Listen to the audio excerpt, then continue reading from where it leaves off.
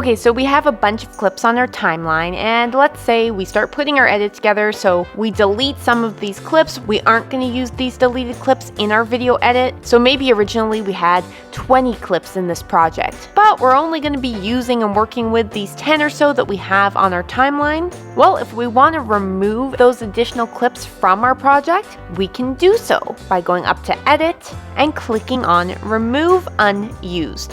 As you can see in our footage folder, we now only have the clips within this folder that we're actually using on our timeline. And if you haven't done any other actions in Premiere Pro and you go, oh, you know what, on second thought, I do want all of those clips back, you can press Command Z or Control Z on your keyboard to undo, and there they are.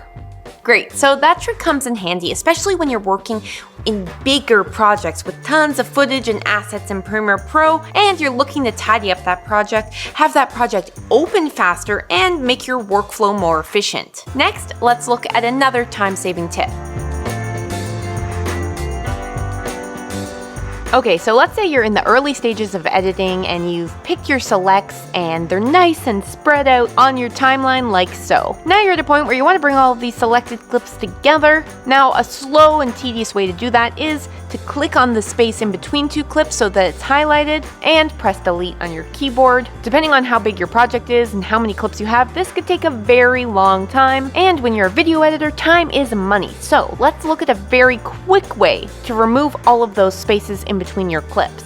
Making sure that your cursor is resting between clips in one of the spaces on your timeline, and also making sure that none of the clips are selected. Go up to Sequence and click on Close Gap. And there we go, we no longer have any gaps between any of our clips. There are a few different ways to achieve that result, and I've taught the ripple delete way in a previous class. This way is the quickest. Next, let's look at how to create a timer and a countdown clock in Premiere Pro. Okay, so first we need a layer to put our timer effect on. Let's go over to the project window, click on the new item icon, and select Transparent Video. Those settings are fine, press OK, and drag that transparent video layer onto your timeline. As you can see, because we haven't done anything, there's nothing going on this layer so far, but there will be soon. So next, let's go up to the Effects window, and in the search bar, type in Timecode. You'll find the timecode effect in the Video Effects video folder. Drag that onto your transparent video in the timeline. Great. And in your program window, you can see that we have the timecode now displayed on that transparent video. We're going to be doing some adjustments here. So now let's go over to our Effect Controls window. And remember, if you can't see any of these windows we're working in, you can go up to Window and you can select them. So make sure you have Effect Controls selected and Effects selected. Under the timecode effect, let's increase the size of our timecode to 50%. Okay. And we'll bring the y-axis position to 520. Great. Let's get rid of this field symbol by unchecking it. Awesome. And by default, our format is SMPTE. SMPTE timecode is hour, minute, second, frame. And this is the format I work in whenever I'm creating either a timecode to put on a client video for them to reference. I'll also use this format when I'm creating timers or countdowns on screen, and that's exactly what we're doing. You do have a few other options though. You can click the drop-down menu and see that you could change the format to frames or feet plus frames, 16mm, 35mm. We'll stick with SMPTE. And I'm just gonna drag this open a little more. Where it says timecode source, we currently have it set to media. We're going to change that because right now, as you can see with our cursor at the very beginning of this transparent video, it's showing 59 minutes, 56 seconds, and 9 frames in. We don't want that. So let's click the drop-down menu and choose Generate. Great, that's what we're looking for. So now our timecode's starting at 0.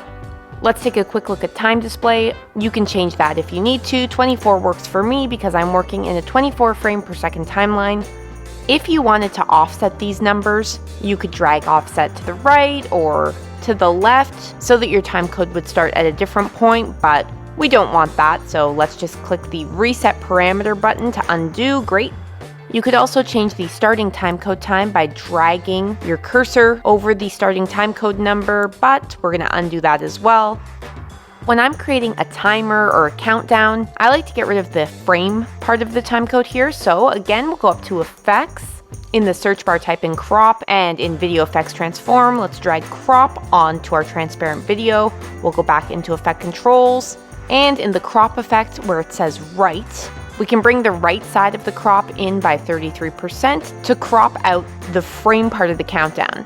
So now we're seeing the hours, the minutes, and the seconds. Up under motion, I'm going to change the position of the x-axis to around 1170 so that we have our timer more in the center frame. Great. And let's add a color under this timer. So we'll drag the transparent video up on the V2 track. In the project window, click on New Item, Color Matte. Okay. And I'm going to choose a nice teal blue color. Okay. Great, and we'll drag that color matte underneath the transparent video. And you probably just noticed this ugly rectangle around our timer. We don't want that, that doesn't look good. So under Effect Controls, click on the Opacity drop-down menu. Just gonna turn the toggle animation off. Click the Blend Mode drop-down menu and choose Screen. And there you go, that ugly rectangle is no longer visible. Okay, so let's say you want a 1 minute countdown. I'll just drag the video and color matte out, bring our cursor to the 1 minute mark, drag our elements back over until they sit at 1 minute. Great. Let's say you want to make this a countdown instead of a timer. So you want the countdown to start at 1 minute and then end at 0 seconds. So to do that, we will reverse the speed of this clip. Right click on Transparent Video, Speed Duration. You'll notice that we can't click on reverse speed, so press cancel. In order to be able to reverse the speed of this timer so that it becomes a countdown, we have to nest this transparent video. So again, right click, choose nest. We can name this countdown, okay. And now that we've nested this, let's click on the nest and again, change the opacity blend mode to screen, great. Now we can right click on this nest, select speed duration, and we have the option to reverse speed. Check mark that, press OK. I'll bring my playhead to the very beginning and play that through, and there you go, you now have a 1 minute countdown. Recently, I've had several of my corporate clients ask me to include timers and countdowns in their videos, and since this request keeps coming up, I figured I may as well teach it in this class. That's what I did. Next, let's look at how we can make clips that are lagging when we play them back in Premiere Pro not lag. Okay, so let's say you're editing away and you have a clip that maybe you've put some heavier effects on, and as you play back your edit to watch what you've done so far, once you get to that clip with those heavy effects, your playback starts lagging. Well, if you want to be able to watch playback and watch this clip with those heavy effects, one thing that I like to do is bring my cursor to the beginning of this clip, press I on my keyboard to create an in point, bring the cursor to the end of the clip, and press O to create an out point, there we go, and press enter on your keyboard. Doing this will render your effect. Depending on how big your effect is, how old or new, fast or slow your computer is, rendering this effect may take several minutes. Okay, there we go, the clip is now rendered, great. Now when I play back this clip, it's no longer lagging. So whenever you see red above clips and you want to be able to play back those clips without lagging, you can render those clips. The next tool you're going to learn, I use pretty much every time I edit in Premiere Pro. It makes life so much easier. Let's hop back in there and check it out. Okay, so let's say that you need to find this clip within your project. Instead of wasting your time checking out the file name of this particular clip and looking for it within your footage folder, you can very simply right-click on the clip that you're looking for and select Reveal in Project. And we'll go over to the project window, there's that clip. And you can do almost the same thing if you're looking for that clip in its original project folder outside of Premiere Pro. right-click on the clip, and for me, since I'm on a Windows computer, it says Reveal in Explorer. So for Mac, I believe it would say Reveal in Finder. Click on that, and there you go. We'll open up your Explorer, your Finder window with that clip selected. So there you go. Next, let's look at a tool that I use all the time when I'm creating tutorials. Whether you're creating tutorials or not, this effect definitely comes in handy and is good to know.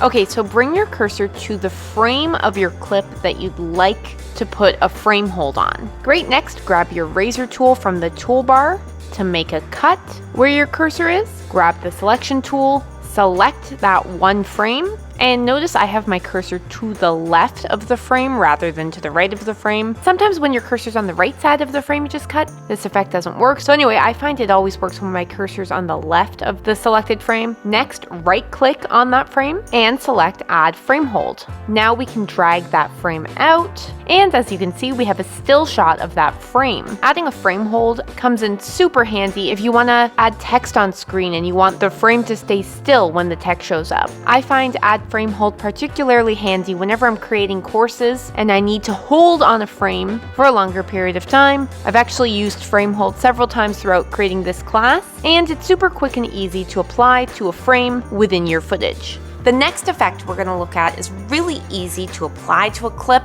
and it can help tell a story and create more of a flow in your video, so let's check it out.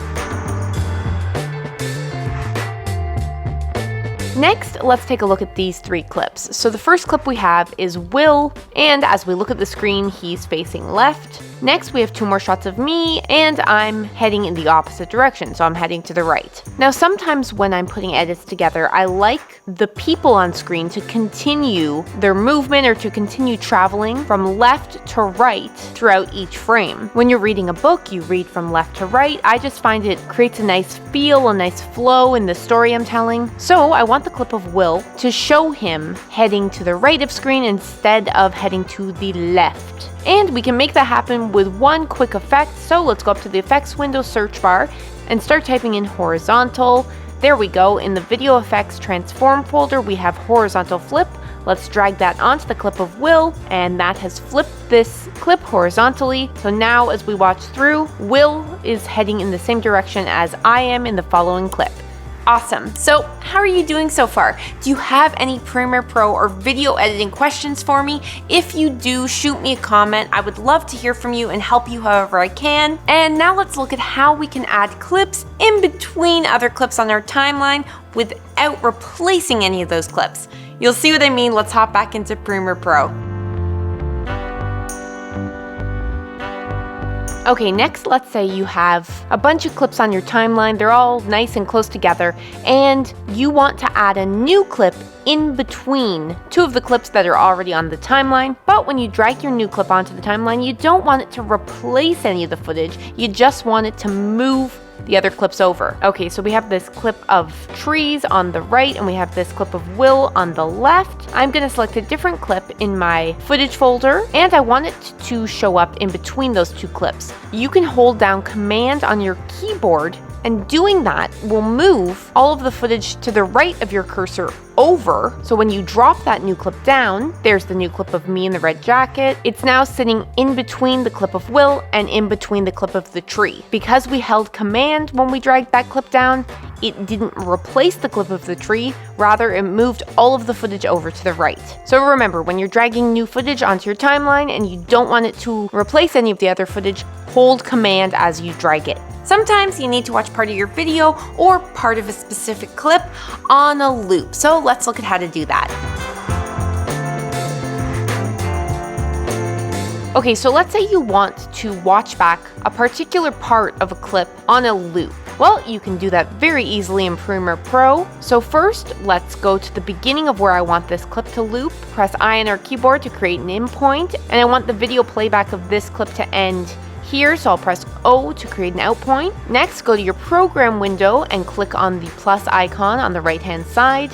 Fantastic, this brings up the button editor, and you want to find the loop playback symbol. Great, click on it and drag it onto the toolbar area of your program window. Okay, great, so the last thing you want to do is click on it so that it's turned on and it's indicated that it's on because it's now in blue. I'll bring my cursor to the beginning of this clip, press the spacebar, and there we go. We now have the clip looping within that in and out point. So as I mentioned, Will and I have a YouTube channel called Alli and Will, and on YouTube you need to have thumbnails with your videos. Now I prefer using images from the footage that we capture, and in Premiere Pro there's a really quick and easy way to do that. I'm going to show you how right now.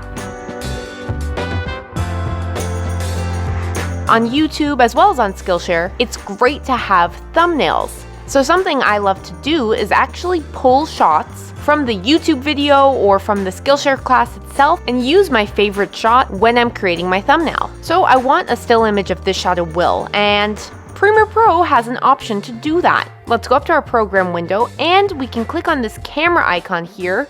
That brings up our export frame box and the format's JPEG, that's great.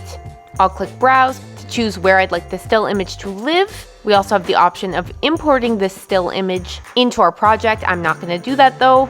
And press OK. Now I'll tab over and here we go. Since I'm working in a 1920 by 1080 resolution sequence, this image is also 1920 by 1080, which works great for YouTube and Skillshare thumbnails.